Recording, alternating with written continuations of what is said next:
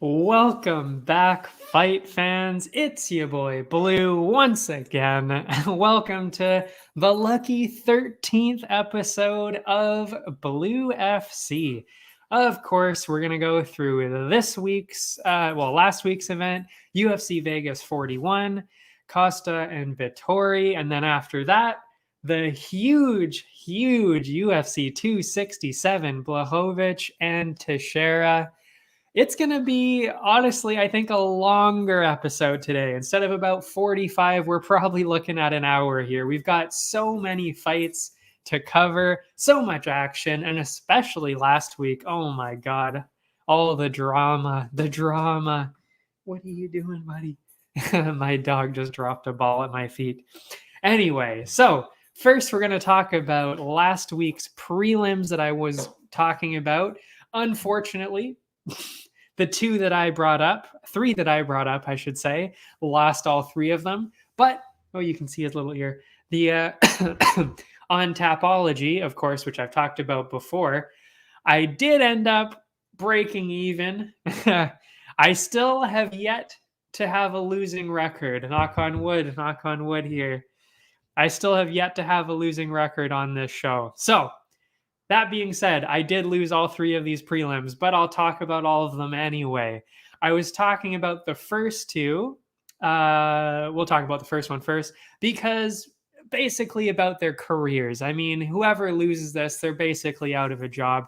The first one was Kama Worthy and Jai Herbert.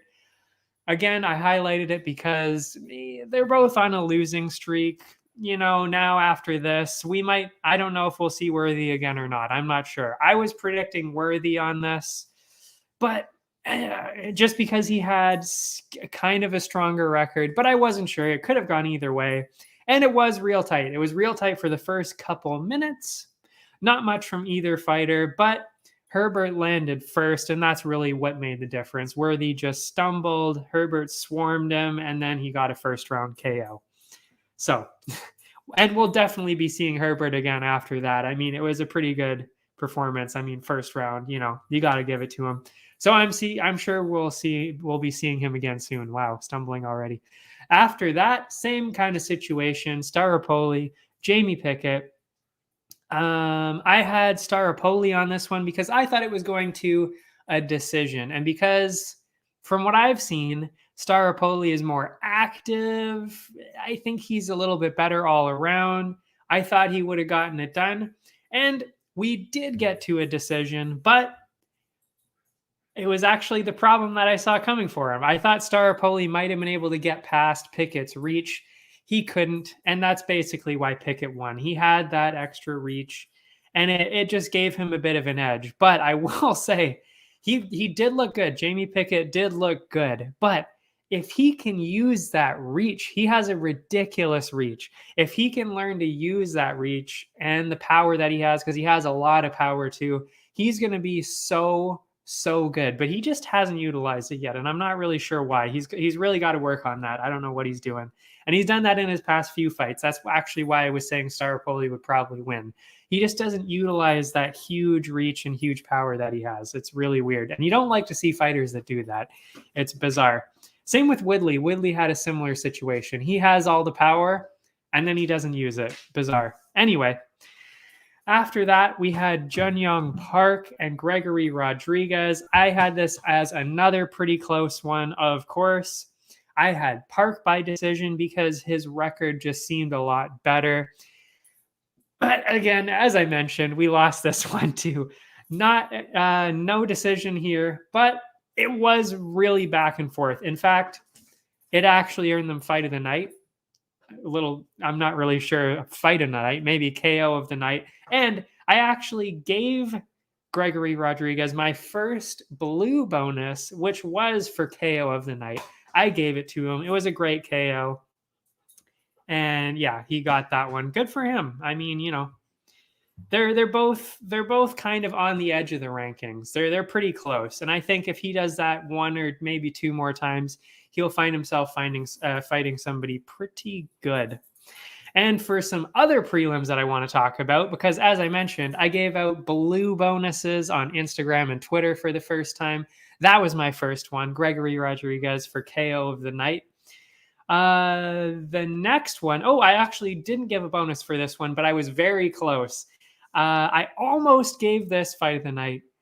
Of course, I gave fight of the night to the main event because it was insane. But this was a close second to me. It was actually the opening fight of the night, Martinez and Lazishvili. Before I saw, exactly. Before I saw the main fight, this was my fight of the night. I'm looking at my notes now. This is really what an MMA fight should be. It was super close the whole time. Both of them had their moments. Lazishvili was trying to get the fight to the ground, but because of Martinez's defense, it was flawless. He couldn't get it done in there. And both of them were pretty solid. And I think both of them have got some pretty good things coming. Yeah, it was just so close and so entertaining to watch.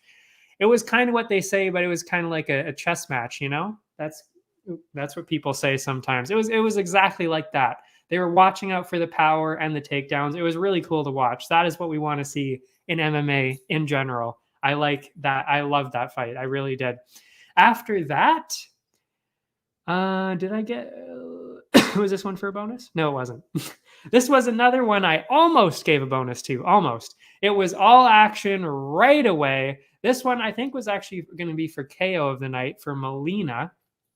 Sub attempts all over the place with the flyweights. I mean, they're crazy. They're so fast. They're so slick. They were rolling around all over the place. It was amazing.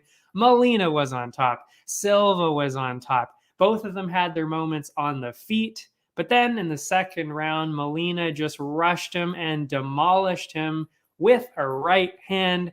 And that is another one we will be seeing again soon, I am sure. He is very, very good. And I think it was flyweights, wasn't it? It was either flyweight or bantamweight. It was the small guys, whichever way. But yeah, we'll be seeing him again very soon. What was another one? Oh, yeah. And then the other one that I wanted to talk about, this one I did give a blue bonus to. It was between Souza and Marcos. Souza was a fairly heavy favorite, and I saw it that way too. It wasn't just that it was a weird kind of odd situation, which we'll talk about this week in some of the odds, because there are a couple that are a bit, they should be a lot closer. No, this one was pretty fair. Marcos on a fairly weird losing streak. I mean, she's not doing that well. She's kind of near the end of her career. Souza's just kind of getting started. So, it's just not looking good for Marcos all around. But, and also, Marcos, only person I've ever even really seen in the UFC with a losing record. She went in with, I believe it was 11-12. How is she still in the UFC like that? I guess because she's a UFC veteran at this point. She's fought there so many times. Also, one of the only Canadian fighters we've got. So, it kind of makes sense. But still, a losing record. But guess what? She shocked everybody. She may have lost the first round, I will say. But she came back and dominated Souza the whole rest of the fight, really. In fact, I gave her, like I said, a blue bonus for most valuable fighter. I gave out 2 of those, though. Because, I mean, when you overcome the odds like that, when you're nearing the end of your career and you beat somebody that's a lot younger than you, and you prove people wrong like that, that's something really cool. So I gave her the most valuable fighter bonus for that. You'll love to see that kind of stuff. After that, finally, we have the main card, which was opened with Nick Negumereanu and Ike Villanueva. It was just all Negumereanu for me on this one. I mean, he's 10 years younger. He had the 5-inch reach advantage. He was a pretty clear favorite. So, and I even said he was probably going to get a finish here. And this was a slugfest right away. Both landed quite a few shots here. But Nick landed the best one, dropped Villanueva. But a little bit of controversy here. He did get dropped by a clean shot. But But everything after that, not so clean. Not so clean at all. It was literally just a bunch of illegal blows to the back of the head after that. But you kind of saw that he was going to be losing anyway. I mean, if he would have hit the side of the head, or even if his hands were up and he was hitting him, the fight was going to end anyway. So, you don't want to see my dog again, illegal blows to the back of the head like that, obviously, but he was going to get the win anyway. So, I mean, you're not going to take away the win from him for that. And you definitely should not have kept the fight going. It's just a win for him. Anyway, after that was Dwight Grant and Francisco Trinaldo, veteran Francisco Trinaldo. I was going Grant on this one, mainly because of that veteran part. What was I going to say? What else was there here? One thing. Yeah. Oh, yeah. And I did think it was going to reach a decision. I was going Grant by decision.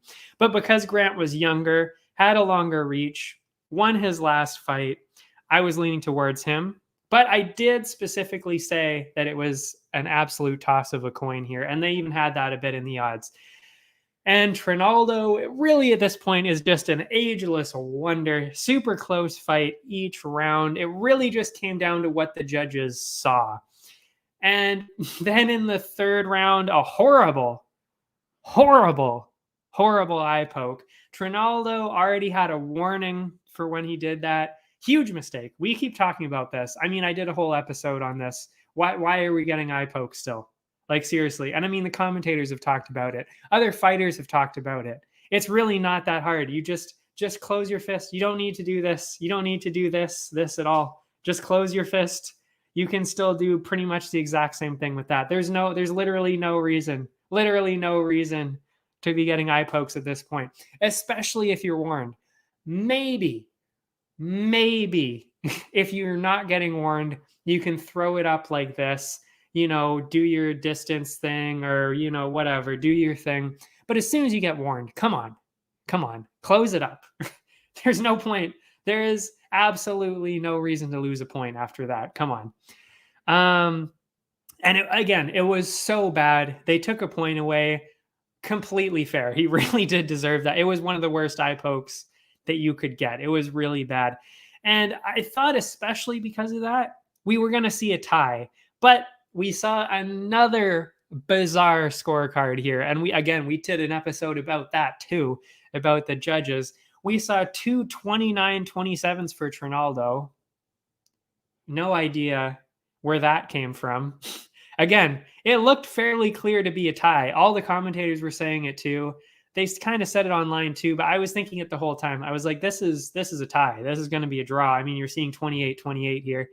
But nope, they saw 29-27 for Trinaldo. And then one person, 29-27 for Grant. I don't know. See, you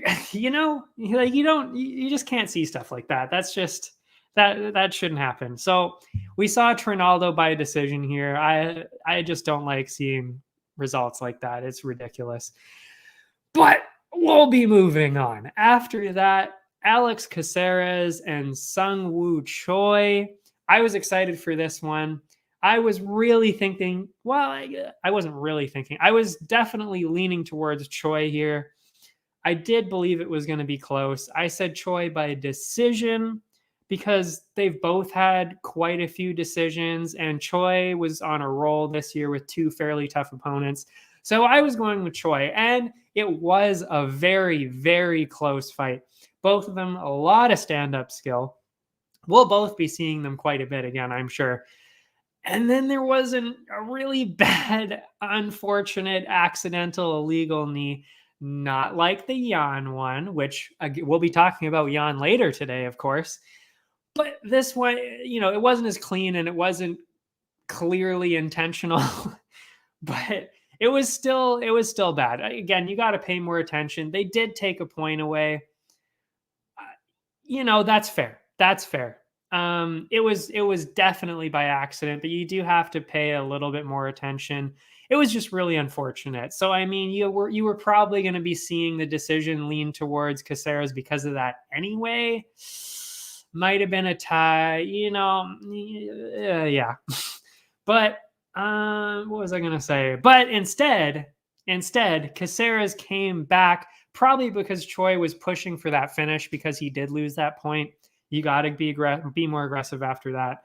So Caceres climbed on his back. I love it when I see this because you don't see it very often. It's insane.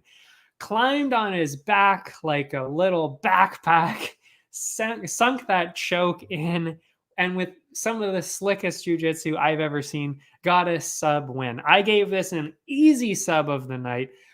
Easy because it was the only sub of the night, but I would have given it the sub of the night anyway for the blue bonus there. But yeah, I honestly, it was just such a good sub. I would have given it to him anyway.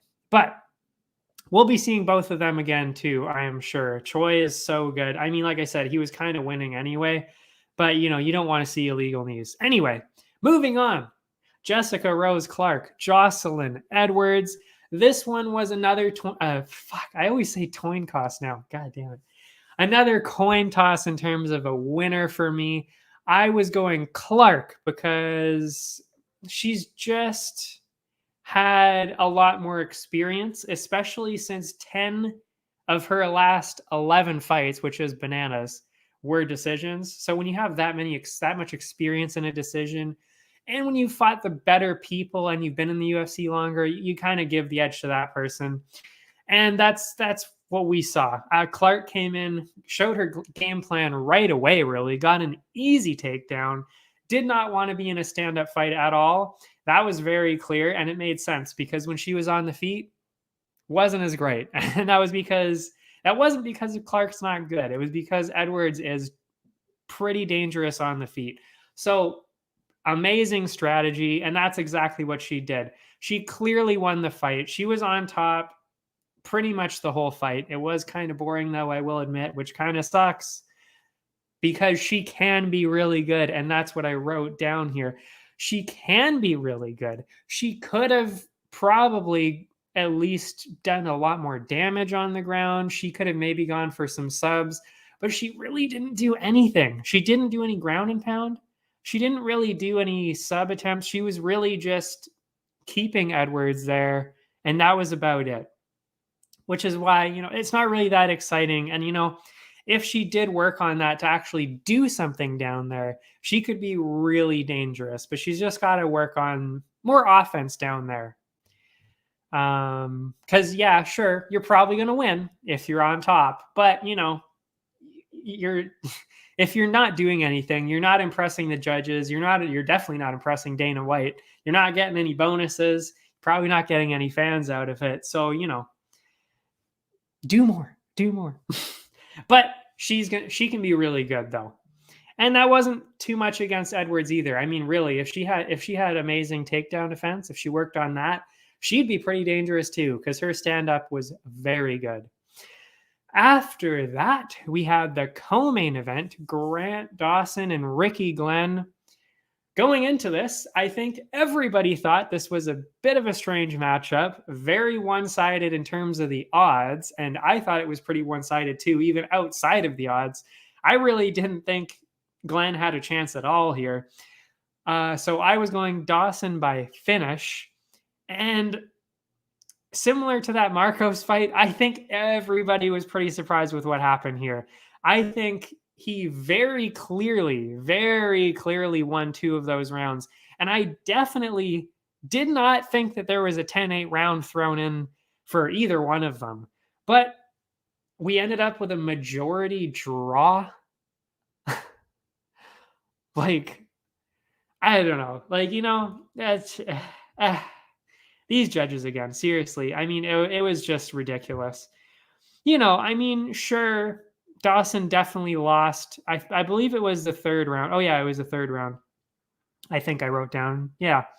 So, I was seeing it 29-28, and one of the judges did see it that way, but 2 of them saw it as 28-28. I don't know what they were looking at.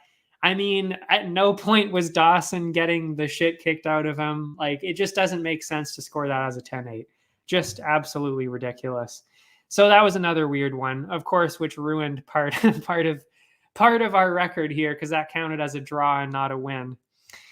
Anyway, not that I'm still salty about it. On to the main event, and oh my god, the hype, the build up to this. Oh my god. I mean, we didn't even know about all of this last week when I was streaming, because before I streamed, it was still taking place at middleweight. There wasn't any talks of any weird stuff going on. Just the fact that these two were good, and then they're kind of insane. That was kind of the buildup. But then the buildup took off. Literally right after I ended the stream last week, I look on Twitter, and what does it say? Paulo Costa says, "I'm not going to be able to make weight." It's like, what do you mean you're not going to make weight? And he's like, "I'm 30 pounds over." It's like, what? You had a year. You knew you were going to be fighting this day. For the past, I believe, at least 2 months, he knew this day. What are you doing? What are you doing? What are you doing? By the way, if you want to leave any comments here to chime in as well, that's fine. I read all the comments. But anyway, what is this guy doing? And so I see, okay, catch weight. Oh my god. And then I'm thinking, do I stick with my pick of Vettori? Do I go Costa because of the extra weight? I'm not sure, but I kept it at Vettori. And then the day after, on the Friday, I go back on Twitter, and it's like, you know what? I'm not making 195. We're going light heavyweight. And it's like, what the hell is going on here? Everybody's losing their minds. Memes all over the place. Oh my god. Absolute insanity. And then I was back and forth on this one. I truly was not sure if I was going to stick with Marvin Vettori after that.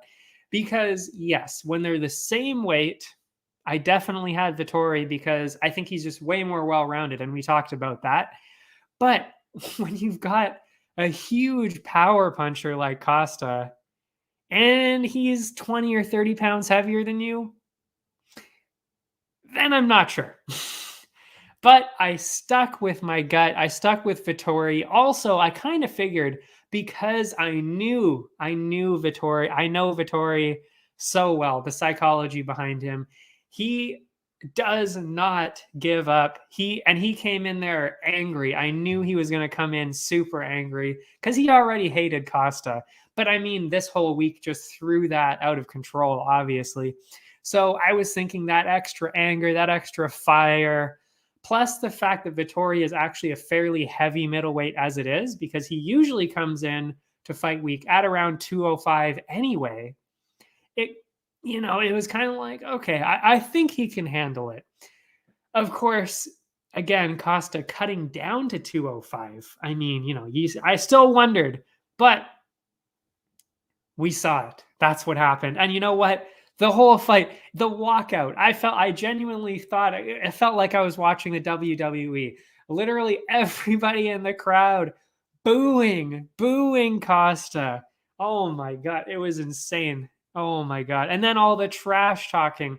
They almost start the fight early in the octagon. Extra security all over the place. I thought Dana White was going to jump in with the chair.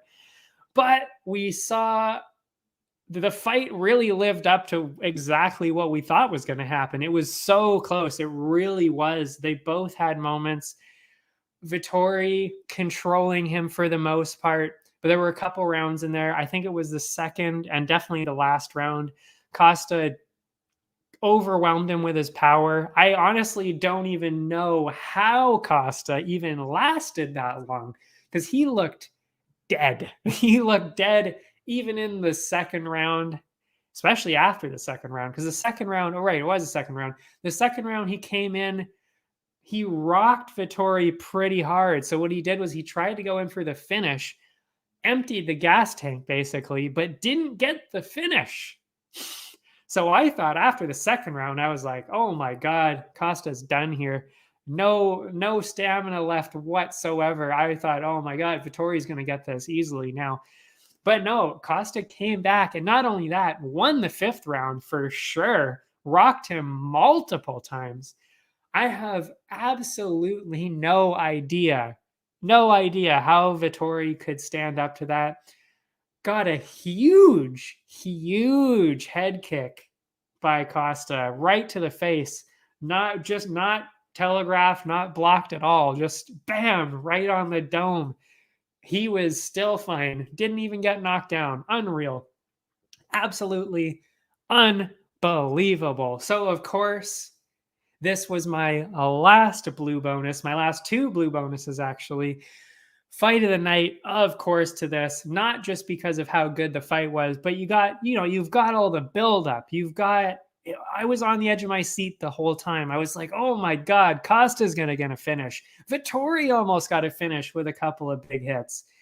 It could have gone either way the whole time. I was on the edge of my seat. I had to give this fight of the night. And another bonus I gave to Vettori himself, because it takes a lot. He single-handedly kept that fight together, and every person around them involved in the fight specifically said Vettori was the whole reason the fight stayed together. He didn't have to take it at that weight. He could have taken more money. He could have done anything, but he stuck in it. Which brings me to another point. Everybody kind of hates Costa now, and fairly reasonable assumption here. Because what was his excuse for coming in that heavy? He partially tore his bicep. Like, that's the dumbest fucking reason I've ever heard. Like, that's obviously not why. And I mean, a bunch of people interviewed after, and they were like, that's so stupid. Because, like, really, you can go bike ride. You can do a whole lot of stuff to lose your weight. It's just total bullshit. That's obviously not what happened. And a lot of people, including kind of myself, think that he did it on purpose. I kind of think he did, because he knew Vettori was going to take that fight no matter what was going to happen. So he probably gave himself all of that extra weight, put all that weight on specifically because he knew Vettori was still going to take the fight, just so he would come in 20 or 30 pounds heavier than him. Because like I said, he cut down to 205. And they even said he came into the octagon at around 220, 225. So he was literally around 20, 25 pounds heavier than Vettori on the night. So, it was a decent strategy, I guess. But, I mean, it's a shitty strategy. It's definitely poor sportsmanship. And I mean, but, he tried it. And then also, not only that, he kept saying, like, to Vettori, like, oh, if you don't fight me, then you obviously didn't want to fight me in the first place and you're scared. And also, if you take more of my money, I'm not going to take the fight. So it's like, come on, like, it's just ridiculous. Like, if that were me, I mean, well, for one, I would never have done that anyway, to do that so unprofessionally. But even if I somehow, for some reason, could not make that weight division because I was too big, I would just say, you know what? You're getting half of my money, half of it at least, not like 20%. And he specifically said, if you take more than 20%, I'm not fighting. So it's like, they're just trash all over the place. What a garbage human being he is. But he is hilarious on Twitter, I will say. Anyway, what is next for both of them? Well, Dana White specifically said, Costa, no more middleweight. And I think that's fair. I think that's pretty fair to say. And I think, I think he will do fairly well at light heavyweight. There's honestly not too many light heavyweight contenders that are really strong. So I'm thinking he'll actually do pretty well in that division. I could see him being top 5 pretty easily, actually. I think he could compete there pretty well. And in terms of Vettori, what is next? A lot of people are saying Sean Strickland, and that does make sense. He lost his opponent. So it does make a lot of sense that you would make that fight. And also, Brunson and Cannonier are busy. Whitaker's got Izzy, probably. So it's the only fight that makes sense. So Either he does Sean Strickland or he waits for the loser of Brunson Cannonier, you know. And then, of course, the winner of Brunson Cannonier should fight for the belt next. That would also make sense. So, you know, like I said, he's either fighting Sean Strickland or he's got to wait for the loser of Brunson Cannonier. And then, of course, probably the winner of, I don't know. I don't even know after that. It's too messy. But that's probably about what's next for Vettori. So that is it for UFC Vegas 40. We'll talk about the pay-per-view after a quick break. We will be back in around 45 seconds. See you in a bit. Allow me to introduce High Stick Vodka, a new way to celebrate victory. Gather around the glass with an award-winning, ultra-premium Canadian-made vodka. You probably won't listen when I say High Stick Vodka has a smooth, hard-hitting taste, or that it's developed in the birthplace of hockey. You won't listen when I say High Stick Vodka is a tribute to the game of hockey, or when I tell you it's distilled 4 times using Canada's purest mountain spring water to provide an authentic, remarkable flavor. But maybe you will listen when I say it comes in a f***ing hockey stick. Showcase your passion for hockey with our limited edition hand-blown hockey stick bottle. Whether you're celebrating victory or drinking to defeat, High Stick Vodka is better after every shot. Visit us at highstickvodka.com. It also comes in this regular bottle. Celebrate victory. Drink responsibly.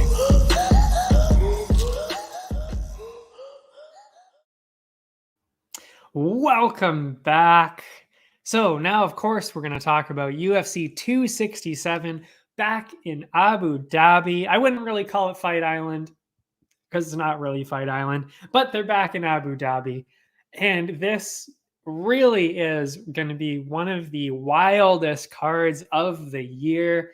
Honestly, this week, next week, even really the week after, absolutely insane cards, especially this week and especially the pay-per-view next week. Absolutely unreal. So the main card opens up with Magomed Ankalaev and Volkan Oezdemir. And honestly, every single fight on this main card could easily headline a fight night. That is how good this card is. And even actually the featured prelim, I would say, could be a main card in a fight night. But we'll talk about that one later. Like I said, first one, Ankalaev, Oezdemir. I think this is going to be actually a fairly close one in light heavyweight. Ankalaev is ranked 7th, Oezdemir 8th. Both of them have a similar reach and age. So really the only differences come in the resumes. Ankalaev has been almost unstoppable his entire career, sits at 15-1, 2 wins over Kutalaba, who is an absolute monster. We just saw him a few weeks ago. And he's got a recent win over another top contender, Nikita Krylov. Oezdemir, on the other hand, doesn't really have that. He lost his last bout. Of course, though, it was to easily the scariest guy in the division, Yuri Prochazka, or Prochazka. I think it's Prochazka. Anyway, lost to Yuri. Fair enough. So, yeah. But, you know, like I said, Oezdemir has, but, there's a second half to this. I forgot about that. Oezdemir has fought the tougher contenders, but he's lost most of those.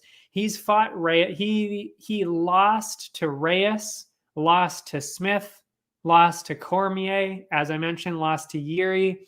In fact, he's only won 2 of his last 6 fights. So, you know, while Ankalaev hasn't fought those tougher contenders, he clearly has the momentum moving in the right direction. And because of that, I'm leaning Ankalaev. But I will say it's a lot closer than these odds are going to suggest. And I can't see. I'm going to put up the odds, of course, Bet99. Click that link below so you can get the instant match bonus of up to $600. Bet99 odds. Here we go. Here we've got Ankalaev minus 300 right now. Ozdemir plus 233. Like I said, I see it as much closer than that. Definitely much closer than that. Because like I said, yes, he's only won 2 of his last 6, which is awful. Awful. But again, who are those fights against? Yuri, Reyes, Smith, Cormier. That's the 4 losses. So, but again, you got 4 losses. So I think it's a lot closer than these odds would suggest. If you're feeling lucky, maybe throw some money at Ozdemir. Maybe. But you might want to include Ankalaev in a parlay because of those kind of skyrocketed odds. And in terms of the over-under, they've got over at plus 116, under at minus 148. Oh, for 2.5 rounds, I should say. That's honestly fair either way. I think he's going to get a finish. And if you want to take those odds, minus 148, not bad. Plus 116, also pretty good. It is 3 rounds. I think he's going to get a finish, but the odds honestly on that one look good all around, except for obviously the fact minus 300 and plus 233. That's unnecessarily one-sided. The next one, oh my God, I've been waiting for this for almost a year now. The return of Khamzat Chimaev. Oh my God, finally. If you haven't heard about this guy by now, you're either brand new to watching the UFC or you're a casual. It's difficult to capture the attention like he has, but I mean, come on. When you've had a UFC record like this guy, it's impossible not to capture everybody's attention. 3 fights into the UFC. How many times has he been hit? Twice. Twice. He has been hit twice. I checked it up on the website. I thought it was 3, but it's not. It's 2. They credit him with 2 strikes absorbed in 3 total fights. That is an absolutely ridiculous stat. And sure, 2 of those fights, we didn't really know who the people were. They're not really that great or well known. So, okay. But I mean, still getting hit twice, that's ridiculous. But then the third one, Gerald Meerschaert, didn't get hit once, literally hit him 4 times, got a KO, 17 seconds. Again, absolutely unreal. Not to mention, one of the only 2 people, actually, I would say I've ever seen that have been able to literally just manhandle their opponent. He literally picked one of the guys up, walked over, didn't even run, walked over silently to his corner so he could get the wrestling advice, threw him on the ground, got a sub. Unreal. I've never, you just don't see that. That's just unbelievable. Seriously. And on the other side, we've got Jingliang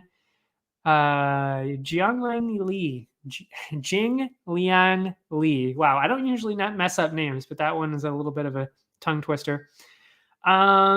His side, he is ranked 11th. So you got to remember that he is ranked. So this is obviously Chimaev's toughest opponent yet. Not even close. And although he does have a few wins in the UFC, there are only 2 fairly recognizable names on his resume. His last win was against Ponzinibbio, and he has a loss to Neil Magny. But honestly, everybody else on his resume, fairly unrecognizable. So, I mean, yes, he's ranked, but he's not like, he's pretty unestablished in the rankings. Let's say that. He's not like one of the, the top 10s that you see all around there, that you see them all the time. He's not one of those people. So maybe I already gave my pick away here, but I mean, when you've got an absolutely ridiculous stat, like 2 strikes absorbed in 3 fights, plus the fact that Lee is pretty unestablished in the rankings yet, it's pretty much, it's pretty hard to go against Chimaev here. I think he's very clearly winning this fight. There is a difference maker in the fact that he did have COVID and he had it very bad. And he was actually even considering retiring because he didn't think he could get back to where he was. But the fact that he's gotten back into it and said that he's ready to fight now, I believe him. That means to me that he is at 100% again, because he's not the kind of person that goes into a fight less than 100%, especially since he is undefeated, of course. So I'm obviously going with Chimaev on this, and I think he's going to get a finish. I mean, you know, you kind of got to expect that at this point. And the odds are ridiculous for this one. Plus 400 for Jing Liang, minus 600 for Chimaev. I mean, that's a very clear parlay opportunity. You know, you're not going to, you could put 50 or 100 on Chimaev, but you're not going to make much back. So definite parlay opportunity there. And interesting, very interesting odds for the over-under on this. We've got 1.5 rounds. The over 1.5 rounds, it just skipped on me there, minus 119. And under 1.5 is minus 108. So they're basically saying there's a pretty good chance he's going to finish this either way here. Yeah. So, I mean, really, you could honestly take either one of those because, yeah, sure. He's only gotten first round KOs or finishes so far, not a KO. So you could definitely go with the under at minus 108, but this is his toughest opponent yet. So it's only 1.5 rounds. That's only 7.5 minutes. Can Lee last that long? I think so. I think so. I would probably go the over on this. But again, it's hard to tell. It's very hard to tell. But yeah, very interesting odds there. You could take either one of those. You should be happy with either one of those. Those odds are really good. After that, they've got Volkov and Tybura, another headliner, really. Both ranked. Volkov in 5th, Tybura in 9th. Volkov lost his last one to the current interim champ, Cyril Gane, probably the future heavyweight champ. Just going to throw my prediction out there a month early, but you know, a couple months early, I should say. But we talked about that before. Anyway, and he has recent wins over the legend Overeem and Walt Harris. And Tybura, he does have a 5-fight win streak to contenders like Harris, Rothwell, and Spivak. But one of the differences here, well, at least normally, is Volkov's ridiculous height. He is 6'7" and an 81-inch reach. I believe he's the second tallest person in the UFC. Probably, well, obviously got one of the longest reaches too. That being said, though, Tybura is 6'3" and has a 78-inch reach. So it's not a huge advantage here. I do think this is going to be a closer fight. Closer than the odds will suggest here, and I will get to those in a second. But because Volkov is slightly younger, slightly heavier normally, slightly longer, and slightly more experienced, I have to give him the edge. It's not, they are very small differences, but when you add all of those together as a whole, you know, it might just make that bit of a difference. Also, he survived the whole fight against Cyril Gane. And I mean, really, that's impressive in itself, considering what we've seen lately. So while heavyweights tend to see a much higher finishing rate because of their similarities, I'm going with a decision for this fight. I really am for this one. But always keep in mind, I mean, you know, every heavyweight has that fight finishing power. So, you know, it could go either way. And if you look at the odds, that is exactly what we see. So Volkov, minus 313. Tybura, plus 240. Again, I don't see it as that one-sided, but I am leaning towards Volkov. So those aren't great odds to jump on. But again, maybe part of a parlay. There's honestly so many parlays you could do. By the way, we'll be posting the first BLÜ-FC article on not Bet99, on Area 51 tomorrow on the Thursday. So if you want to see some of my best betting opportunities, because really the odds for Bet99, all of those more specific odds, they post on, I believe it's either Thursday or Friday. So I'm going to pick some parlays for you guys and also some other great betting opportunities, and I'll throw those in the article. So I hope that you guys read that. I will, of course, throw that up on the Twitter if you want to check it out. But anyway, back to this. Definitely another parlay opportunity here with Volkov. And for the over-under, they've got minus 113 for over 2.5, minus 113 for under 2.5. So it's literally dead even here. Exactly, perfectly minus 113, dead even. So again, and you know what? Fair. But I'm thinking, again, because Volkov, the way he kind of has been fighting recently, and he's going to be doing a similar thing here, because I feel like Tybura is probably going to want to go for the finish. So, and he's got a Russian because of that extra reach. So I think Volkov is probably going to try, control him against the fence a bit, probably a lot of that. So I'm thinking the over 2.5 is probably the best bet here. But again, it's so dead even. I mean, again, they're heavyweights. You could definitely go the under 2.5. Good on either side here. Pick either one. Those are fantastic odds for both of them to throw some money at.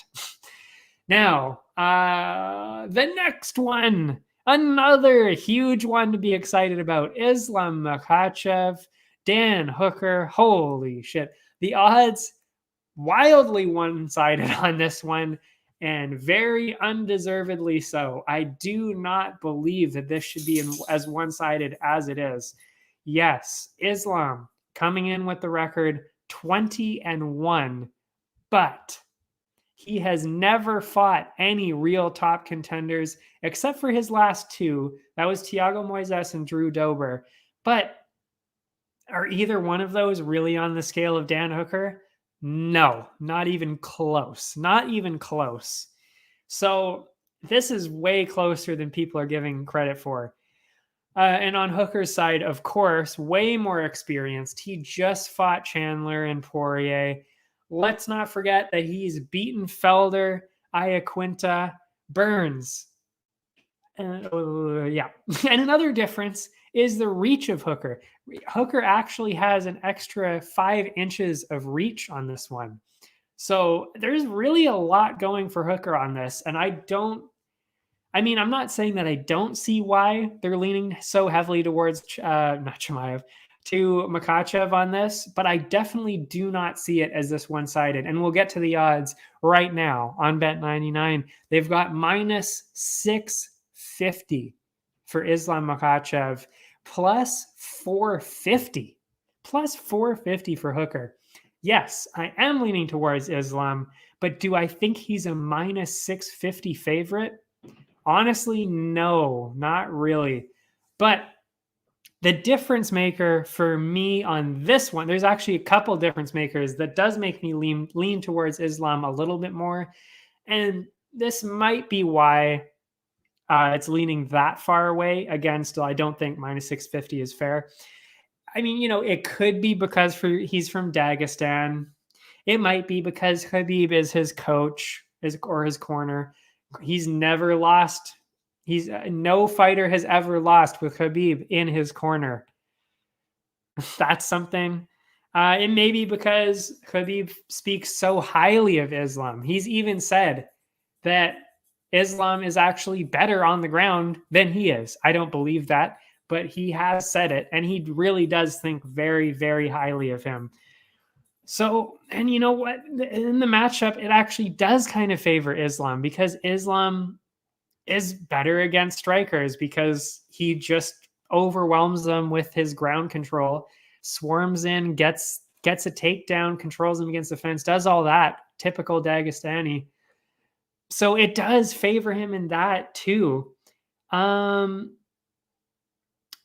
then, you did see, though, that Hooker did overcome that in his last fight. We saw him beat the wrestler Hakparast, And it's basically the same thing. Islam is going to do the exact same thing that Haqparast tried to do. The difference, though, is that Islam is much, much stronger. Oh, I clicked a button here. Islam is much stronger than Haqparast is, and way, way more skilled. That is the difference. So to me, if you're seeing Hooker get to a decision with Haqparast, you're seeing, and winning that decision, you're probably going to see Islam get to a decision here and probably win, because he's just going to control him better than Haqparast did. That's what I'm seeing here. But again, do I think he's a minus 650 favorite? No, I don't. There is a very good chance that Hooker could just knock him out, because Makhachev did get stumbled a little bit by Dober, and I think Hooker probably has a little bit more power, or similar power at least to Dober, but he's better skilled at stand-up and all that. So they both kind of have a chance. I don't see it as minus 650, but again, throw this into your parlay. I would definitely not be taking a minus 650 odds on just him, but if you throw him into a parlay, that's probably pretty good. And the odds for the over-under, you've got 2.5, over 2.5 at minus 167, under 2.5 plus 130. I would say that's pretty fair. That's pretty reasonable, because again, I do think this is getting to a decision. Makhachev does finish a lot of people, but Hooker is not necessarily one that you're going to finish. Again, he could get a sub. And also, like I said, Hooker could get a knockout. But I think the safer one there would be the over. But I'm not sure I would take either one of those. They're both a bit risky in this situation. I'm not sure. Next up, the co-main. And look at that. We're already at 53 minutes. I knew it. I knew we were going to be doing a crazy long one this time. We're not even talking about the prelims yet. And there's a few prelims I'm going to talk about. Piotr Yan, Corey Sandhagen for the interim belt. I mean, let's just call it what it is. It's basically the title. I mean, come on. Sterling is not really, yes, he has the belt technically, but he was really losing that title fight. So, I mean, whatever. This is the title fight. This is the people's title fight. Let's just say that. And this one, similar to the last one, is definitely closer than the odds suggest. A lot closer. In fact, I might even be rooting for the underdog here. It's very, very close. And we all know the situation with Yan. The illegal knee, yeah, he lost by that. But let's not forget, again, as I just mentioned, he was for sure winning that fight before that. All 4 rounds before that, dominant, not even close. Not even close. It was definitely Yan. And before that, he's never lost in the UFC. He's got wins over Aldo, Faber, Rivera, Dawson. So, I mean, he's got a lot going for him. I mean, yeah, he's basically the champ, really. And on the other hand, you've got Sandhagen. Yes, he lost the split decision, I will say, to Dillashaw. I don't think he lost that one. A lot of people don't think he lost that one. So you could even argue that Sandhagen is really the rightful number 1 contender. So you basically have the real champ against the number 1 contender right here. This is way closer than people think. And this is a tough matchup for both of them. Sandhagen is taller, and he's very awkward to deal with. He has a super awkward style. He's all over the place. Yan, more powerful. Or actually, no, just in general, I would say Yan is just as powerful, maybe a little bit more. Very technical, very well-rounded. And because of that, because Yan is so technical, I think he can deal with that awkwardness of Sandhagen. So I'm leaning that way. Also, because I think this will be going to a decision, I think Yan's style of fighting favors that kind of fight. He can control Corey. He can land his own shots with a lot of power, and he can land some takedowns and win on the cards. But again, don't count Corey out. He can for sure win this fight. And I actually even saw an interview with Sterling today talking about both of them because he fought both of them and he technically beat both of them, really. And he said that he actually got lucky. He got lucky against Sandhagen. His words, he got lucky that he got on Sandhagen when he was dry, jumped on his back and got a sub, because he even said that if it went farther than that, he's a lot. Sandhagen is a lot to deal with. So he's not really sure if Jan's going to win this or not. Yeah, he said he was probably leaning towards Sandhagen, which is a lot considering he just got the shit kicked out of him by Jan for 4 straight rounds. So you got to take that into consideration. You really do. As somebody who's fought both of them and technically beat both of them, you got to keep that in mind. So let's go to the odds. You've got Jan at minus 225, Sandhagen at plus 180. Again, I do think it is a little closer than that, but it's not as out of control as I thought it was going to be. I thought I saw it yesterday even, and maybe at minus 300 or so for Jan. Maybe people are starting to realize that Sandhagen has a very good chance at this. And in terms of the over-under, kind of insane, actually. Over minus 140 and under at 4.5.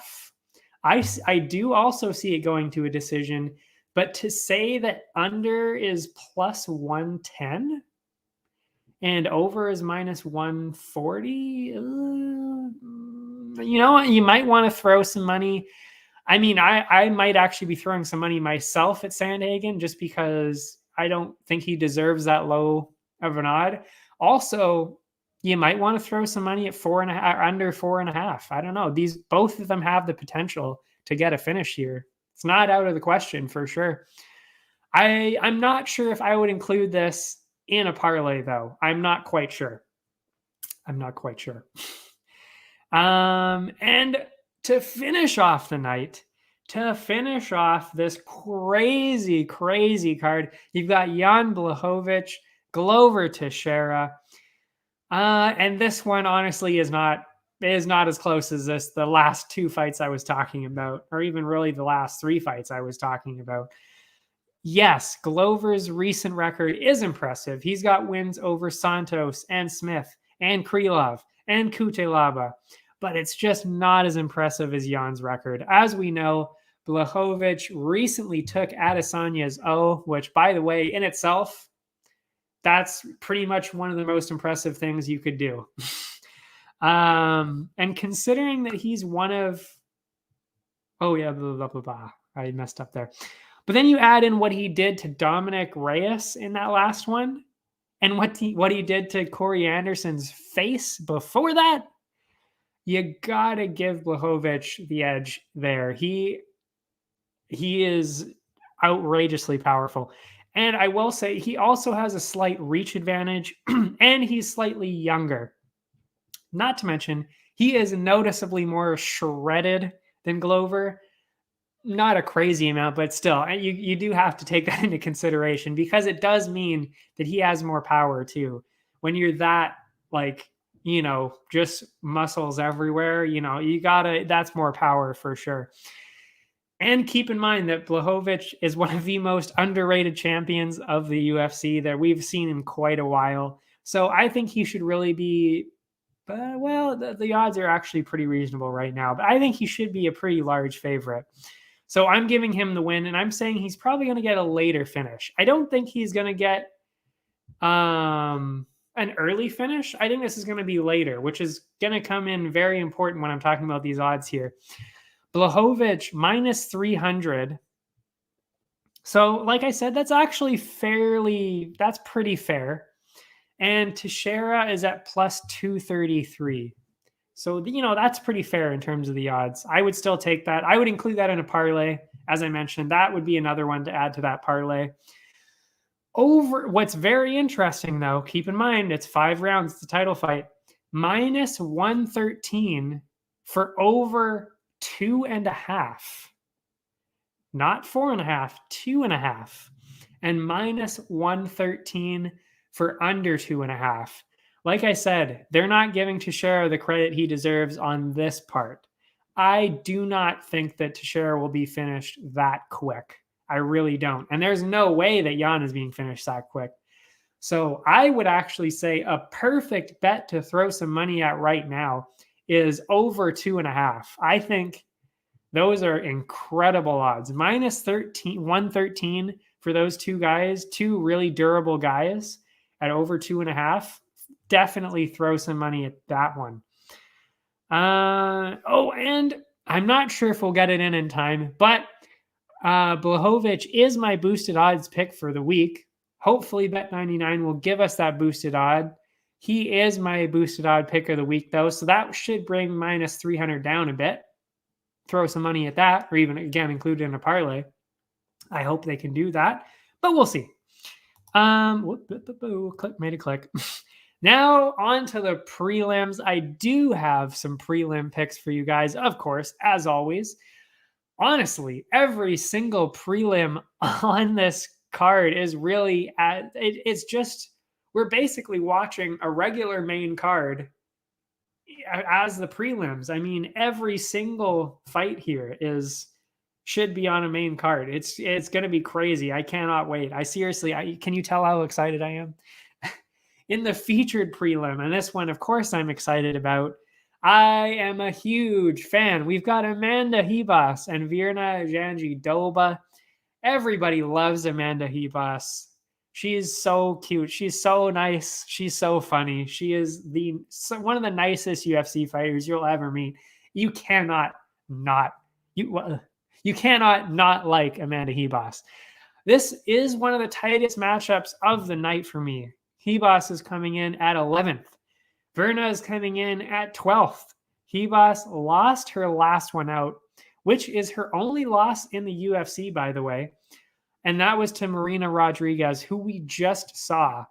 And we saw how good she was beating Mackenzie Dern. So that's a fair loss to have. And other than that, she's beaten Van Zandt, beaten Marcos, and by far the most impressive, Mackenzie Dern. That was Mackenzie Dern's only loss before that fight. And on Jandiroba's side, she's coming in after a huge win against Kanako Murata. She's had 2 losses in the UFC so far, but only to the best in the division, that being Mackenzie Dern and Carla Esparza. So again, kind of makes sense. I mean, those are 2 really tough fighters. And to me, because of all those similarities and the fact that, they're so close in the rankings, they're so close in their record, I really do think that this is going to go to a decision here. And their physical similarities, actually, they're very, similar height, similar reach, similar age. It's just a coin toss for me. It really is. So I'll be going with the fighter who's won more decisions in her career, not just because I like her so much. I'm going with Amanda Ribas because of that. And because she's such a fan favorite, I think that's why these odds are a little more one-sided than they should be. Amanda Ribas, minus 172 right now. Jandiroba, plus 137. Those are actually pretty close odds, but I think they should be a little closer. I really do. And then the over-under on this, minus 250 for over. Under is plus 185. I think that's they know what's up. This is probably going to be a decision. I could definitely see that. You might even want to throw that into a parlay, honestly. The over 2.5. Excuse me. Yeah, I like that fight. That's going to be a real good fight to watch. And that's why it's the featured prelim. Makes sense. And you know what? Again, we've been starved for good women's fights recently. So I love that they've got this one going. I cannot wait. Everybody loves a good women's fight. They need more of them. Next up, after that, I've got Albert Duraev and Roman Capilov. I've got this as a prelim that I wanted to talk about because if you're a Contender Series fan, which of course I am, you'll recognize Duraev from just a month ago. And while he's got that bit of experience winning in the spotlight on the Dana White's Contender Series, Capilov doesn't have that. He has only fought once in the UFC, and it was a loss. So I'm thinking that Duraev has the momentum here. And I think that he might even get a finish. Another important fact is that Capilov hasn't fought in 2 years and has not won in 3 years. So I'm definitely leaning towards Darya on this, and the odds support that heavily. The odds are minus 350 Darya. Capilov is plus 260. Yeah. So I would honestly even throw Darya into a parlay. There's so many fights here that could be in parlays. I'm seeing minus 300s all over the place. Two minus 600s, a minus 400. I mean, like the odds are so one-sided on some of these. It's crazy. So yeah, parlays all over the place. We could make a decent amount of change on this one for real. And then what I find interesting about this one right now, at least, they might wise up on this. Over 1.5 rounds is minus 1.5. Remember that 1.5 rounds is minus 150. Under is plus 116. Do I think that Darya is going to get a first round finish? I don't think so. I don't see it that way, but I do think he is going to get a finish. So, I mean, you might want to take those over odds on that one, because you're basically betting that there's going to be a first round finish if you're going under. And I would not be that confident, especially when it's two newer people like that. Yeah, sure. If you see somebody like even Chimaev, if you see somebody that's ridiculous like that, you might take it, but not with these two though. I don't think I would take that. So yeah, I would go the over on this, minus 150.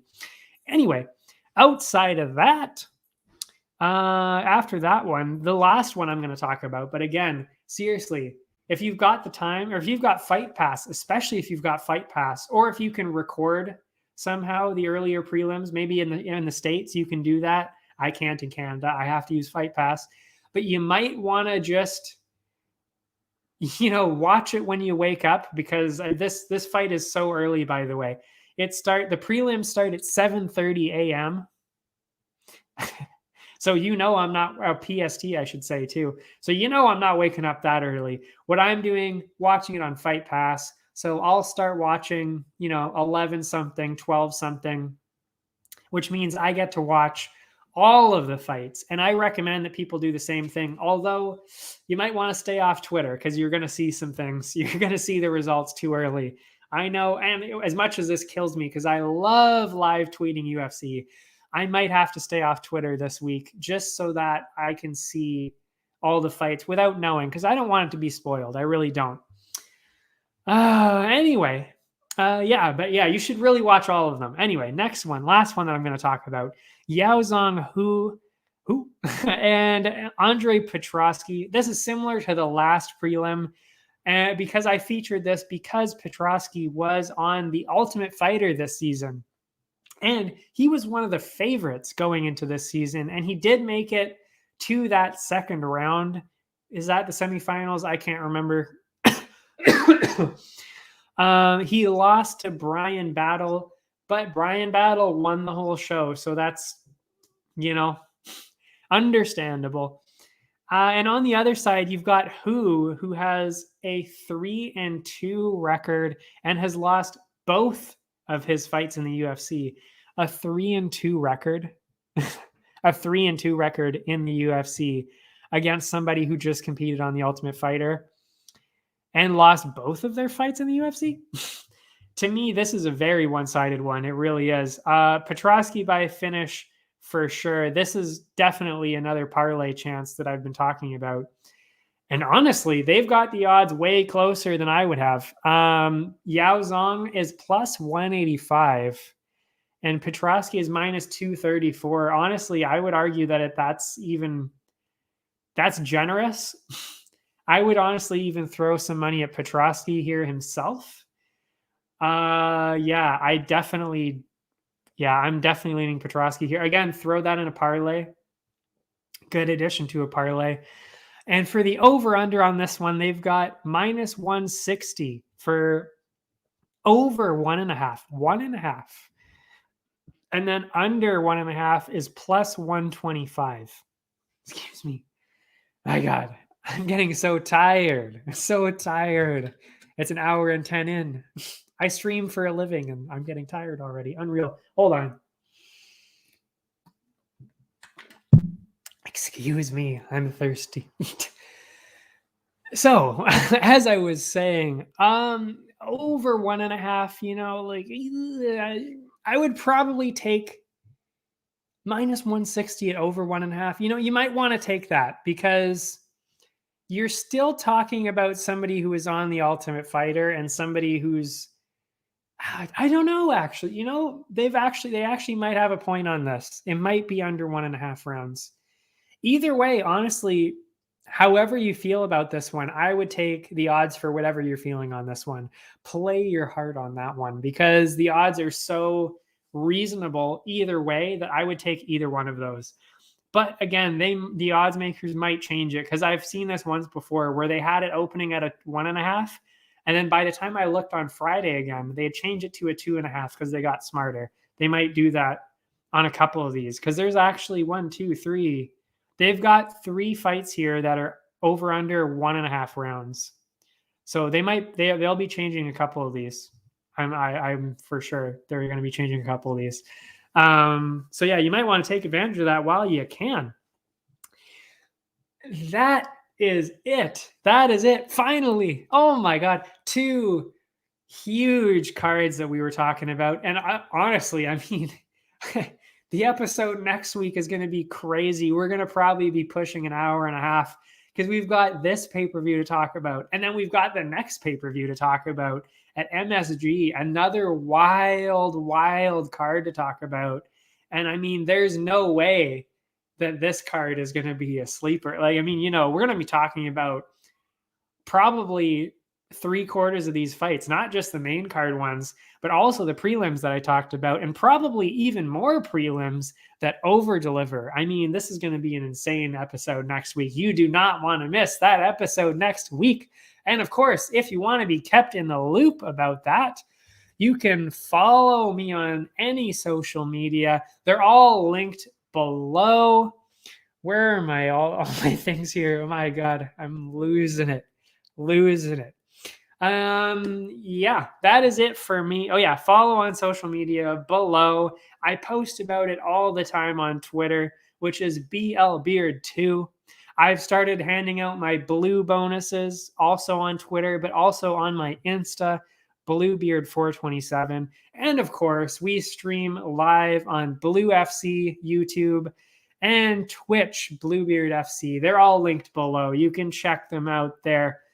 And, excuse me, I'm dying over here. If you want to hear about any of the other sports, hockey, baseball, anything, soccer, they've even got soccer, you can check out the Area 51 on the hat, Area 51 network, website, Twitter, YouTube. They've got to check them out. They've got all the other sports. They're all real cool guys.